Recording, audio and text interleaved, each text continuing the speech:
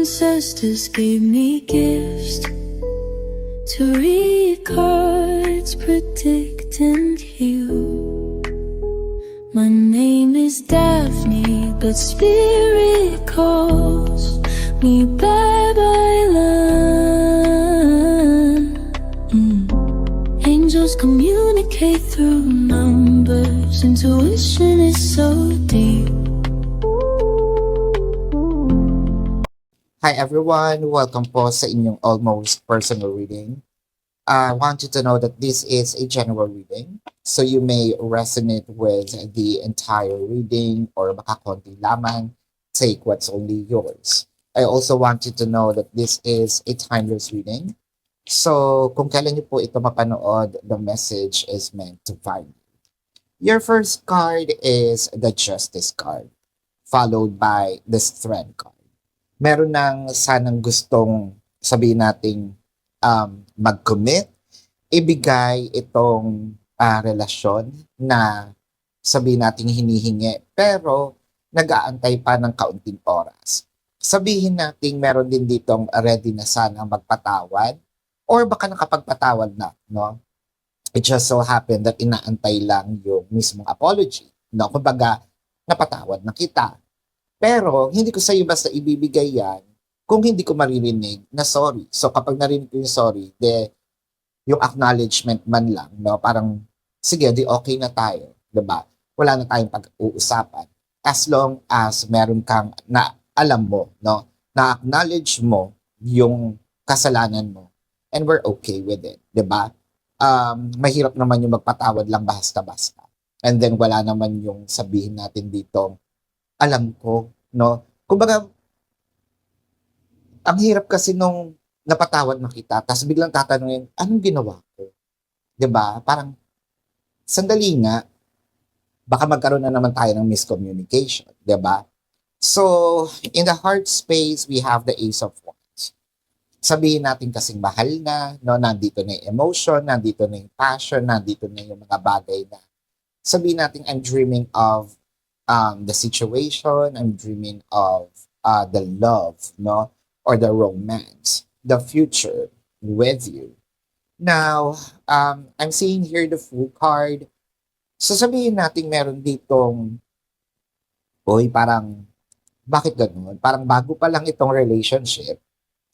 Tapos, well, siguro ganun naman talaga. Kasi nga mas bago pa lang, no? Nagkakaroon ng mga clashes. Pwedeng hindi pa ganun katagal yung relationship, syempre lumalabas din talaga yung mga ugali minsan na hindi na napagkakasunduan, 'di ba? Sabihin natin maraming clashes habang tumatagal, no, yung relasyon. So from ganito kasi ang relasyon, 'di ba?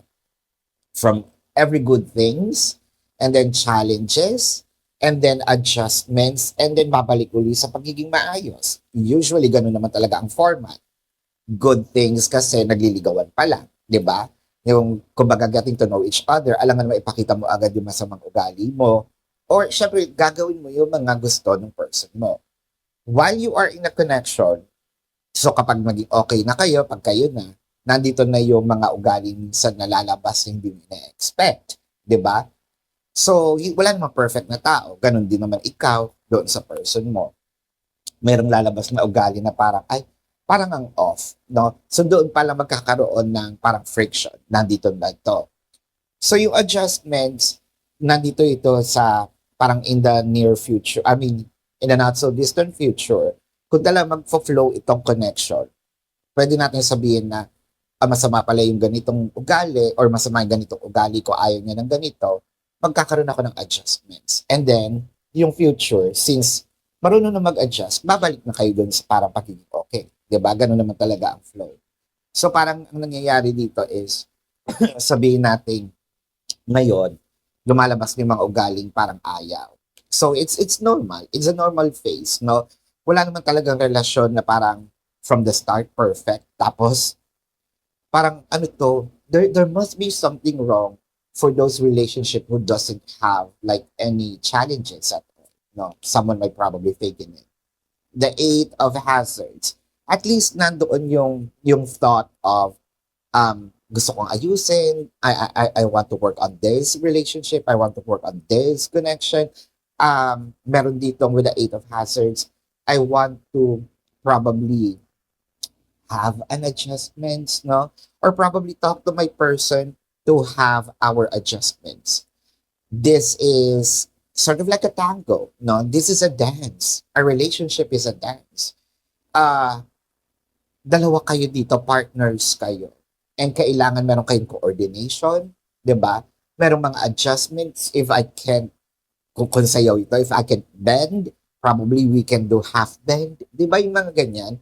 So, with the Nine of Swords, kaso parang merong ayaw. So, may matigas ang ulo. Kinausap na, so parang ganito ang nangyari. Kinausap ko na, no? Parang, kung ako may jowa, kakausapin ko, alam mo, ayoko yung ganitong ugali mo. Parang, baka pwede naman, no, pagtapos magsipilyo, ibalik mo yung takip doon sa toothpaste, di ba? Kapag yung mga madudumi mong damit, di ba? Ilagay mo naman doon sa bin, no? Doon sa ating, para alam kong madumi na at lalaban. Hindi pa, ako yung magdadampot, di ba? Ano ka, ahas? Ano yung nagaganon? Nagsha-shed ng skin. With the Star and the Four of Hazards. Uy, napakapasensyoso ha. Kung sino man itong parang almost nagrereklamo, no? Almost nagrereklamo dito sa relasyon na ito.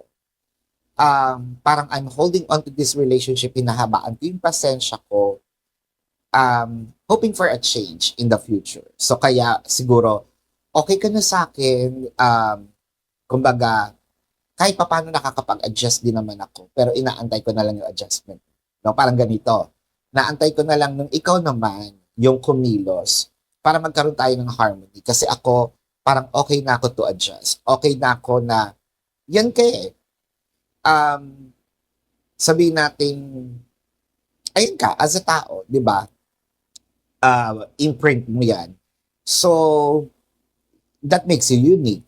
And I'm going to love every bit of it. Pero sana ako din, no?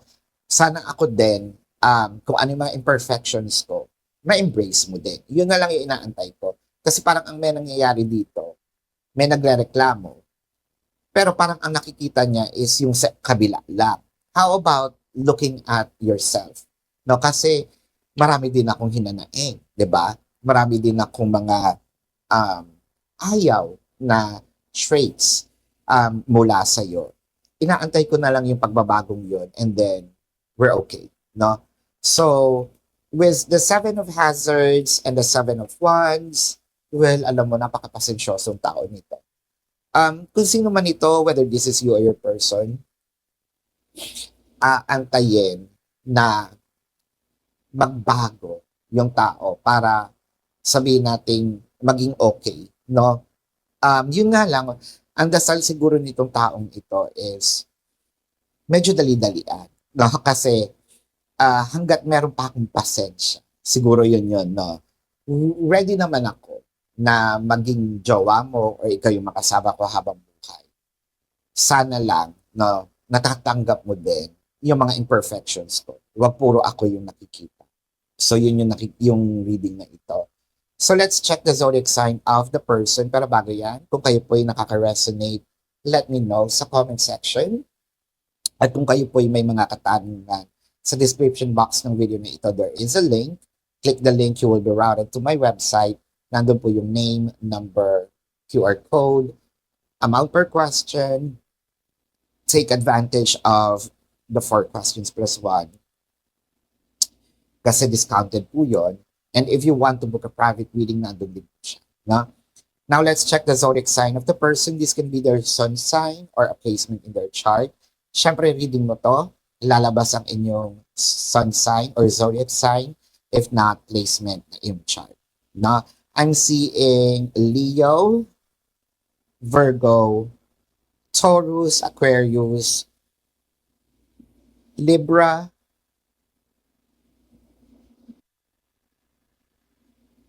Aries. Ayan. So this is your reading. maraming salamat.